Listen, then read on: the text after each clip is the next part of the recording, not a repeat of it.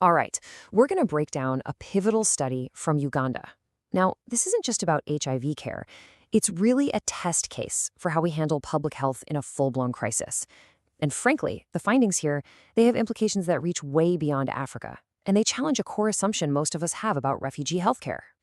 Think about it. Displacement is just chaos. You're worried about shelter, food, safety. Your entire world is turned upside down. So it seems logical, right? The assumption is that chronic medical care, like the daily therapy needed for HIV, just becomes impossible. The system should break under that kind of pressure. The question is, does it? Let's look at the data. So here's our roadmap. We'll start with a core question, walk through how the study was designed, and then dive into the seriously unexpected findings. From there, we'll talk about what it means for the real world, what the study can't tell us, and of course, the final bottom line. Let's get to it. Okay, so here's the situation. Uganda is host to 1.5 million refugees. But unlike a lot of countries, it doesn't isolate them in camps. Instead, it integrates them directly into the national health system. That means they use the exact same clinics as Ugandan citizens. Now, that sounds great on paper, but there was just no hard data to prove it actually worked for something as complex as HIV care. This study was designed to get that data.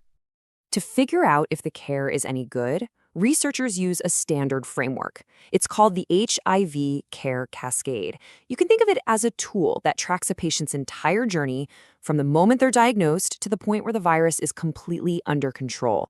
The whole thing really boils down to 3 crucial steps. Step 1, diagnosis. You've got to know your status. Step 2, treatment. You have to get on, and more importantly, stay on antiretroviral therapy, or ART. And the final goal, the whole point, is viral suppression. That's when the treatment knocks the virus down to undetectable levels. This not only saves the person's life, but it also stops them from transmitting it. Success is measured by how many people make it through all 3 steps. So how do you measure all this fairly? You can't just wing it. You need a rock-solid, unbiased study design to get a real answer. And this is how they did it. The researchers were smart. They took data from 2 massive parallel surveys. The first, UPHIA, covered the general Ugandan population. The second, RUPHIA, used the exact same methods but focused on the refugee population.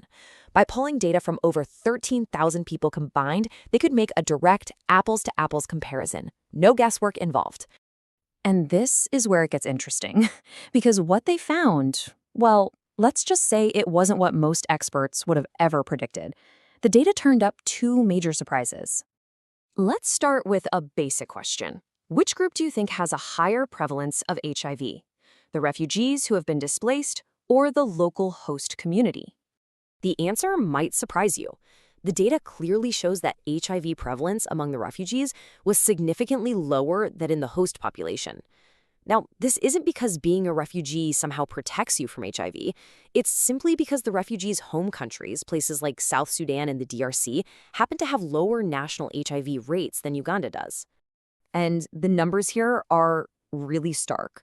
We're talking about an HIV prevalence of just 1.8% in the refugee population, compared to 7.4% in the general population.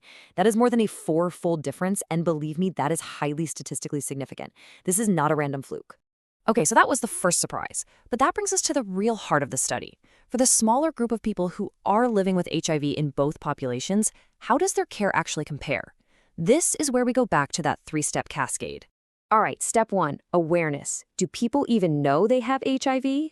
Well, 86.8% of refugees living with HIV knew their status. For the host community, it was 82.4%.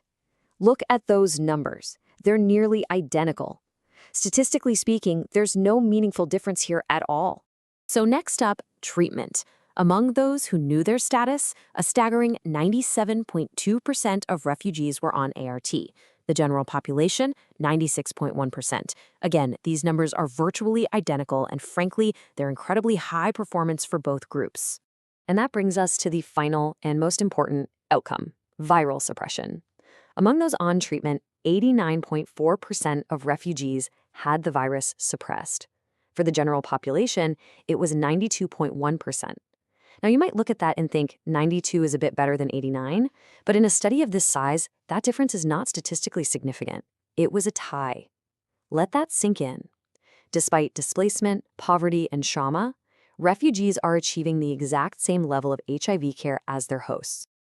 Look, this is not just some feel-good story. These findings have profound implications for global health policy and for how the world thinks about refugee healthcare. You don't have to take my word for it. The study's authors put it plainly in their conclusion. They said that their findings show that giving refugees access to HIV services isn't just feasible, it leads to favorable outcomes. In other words, Uganda's integrated model works. And that brings us to the core thesis of this entire analysis. It's simple. When you provide people with equal access to services, you can achieve equal health outcomes. It doesn't matter what their background is or what their circumstances are. Uganda's policy of integration is powerful proof of that concept. Now let's be clear. Any good piece of research acknowledges its own limits, and this study is no different. It's absolutely crucial to understand what this data can tell us and what it can't. So, first, this survey only covered refugees in the official settlements, not the thousands living in cities like Kampala. We don't know their story. Second, the data couldn't tell us if there's a difference between newly arrived refugees and those who've been there for years. And this is a big one. The study found that for young people, aged 15 to 29, there are still serious gaps in care. And that's true for both the refugee and host populations. So even though the overall picture is positive, the work is definitely not done. So what's the bottom line here? If you're going to take just one thing away from all of this research, what should it be? It's this: equitable access creates equitable outcomes. The common assumption that refugees are somehow destined to have worse health outcomes, that's not a law of nature. It's a policy choice. And what Uganda's experience shows us is that with a policy of integration, it is absolutely possible to deliver high-quality, life-saving care to everyone. And that leaves us with a critical question. This study proves what is possible in one of the toughest environments you can imagine.